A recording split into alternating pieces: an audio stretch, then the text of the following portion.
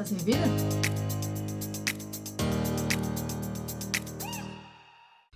E aí, tudo bem? O meu nome é Bianca Galetti e eu sou professora de Educação Física e mestre em Fisiologia do Exercício. E hoje eu vou responder 3 perguntinhas para vocês. Primeira, qual o impacto das bebidas alcoólicas ou álcool no metabolismo da gordura? Se realmente existe uma tendência do consumo de bebidas alcoólicas induzir ao maior acúmulo de gordura na região central? E o que todo mundo quer saber é se realmente existe um limite saudável para tomar bebidas alcoólicas. Bom, você sabia que 1 grama de álcool contém 7 calorias? Para você ter uma ideia como isso se compara a outras fontes de alimento, cada grama de carboidrato contém 4 calorias, cada grama de gordura contém 9 calorias. Ou seja, 1 grama de álcool está mais perto de 1 grama de gordura do que de 1 grama de carboidrato.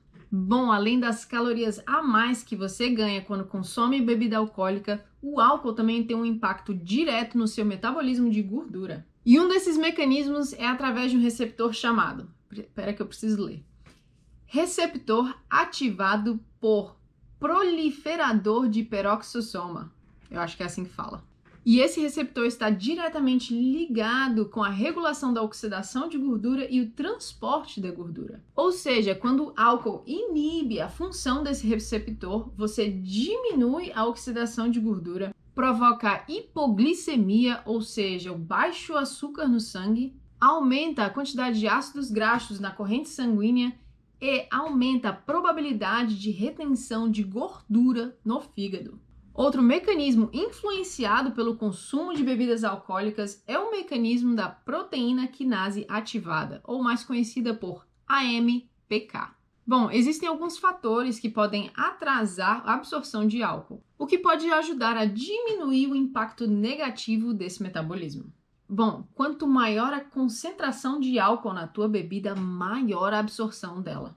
E quanto maior a concentração de álcool nas bebidas, maior o efeito irritante do álcool. Podem aumentar a incidência de erosões, hemorragias e paralisia do músculo liso do estômago. E não acho que o tipo de bebida faz a diferença. O que faz a diferença mesmo é a concentração de álcool naquelas bebidas. Alguns fatores podem atrasar a absorção de álcool, como comida no estômago. Lembra aquela coisa de não beber de estômago vazio? Pois é, não faça isso. E o fato de tomar bebidas mais espaçadas, não tomar tudo de uma vez. E aí, Bianca, existe um limite saudável que não vai afetar a minha composição corporal para eu tomar uma de vez em quando? Bom, o estudo de revisão do Lean de 2018 investigou os efeitos da frequência e quantidade de álcool no IMC e circunferência da cintura. Como esperado, as pessoas que bebiam mais tinham maior IMC e circunferência da cintura. Ou seja, as pessoas que tomavam entre 21 e 28 drinks por semana eram consideradas pessoas que bebiam muito, ou seja, consumo excessivo de álcool. Tem gente que toma isso tudo em um dia só, né? E esses valores foram ajustados por idade, peso corporal, nível de atividade física, cigarro e condições econômicas. Mas, interessantemente, pessoas que bebiam pouco, entre 1 e 7 drinks por semana, espaçadamente, não é tudo de uma vez, demonstraram menor IMC e circunferência da cintura do que pessoas que não bebiam. Isso provavelmente se deve ao fato de que pessoas que bebem moderadamente tendem a ter um estilo de vida mais saudável. Inclusive, alguns estudos mostram que pessoas que preferem tomar cerveja ou destilados têm piores hábitos alimentares do que pessoas que tomam vinho. E aí, me conta aqui nos comentários, você é time cerveja ou time vinho? Tá, Bianca, e se eu estiver num processo de emagrecimento, será que eu devo tomar uma cervejinha ou melhor não?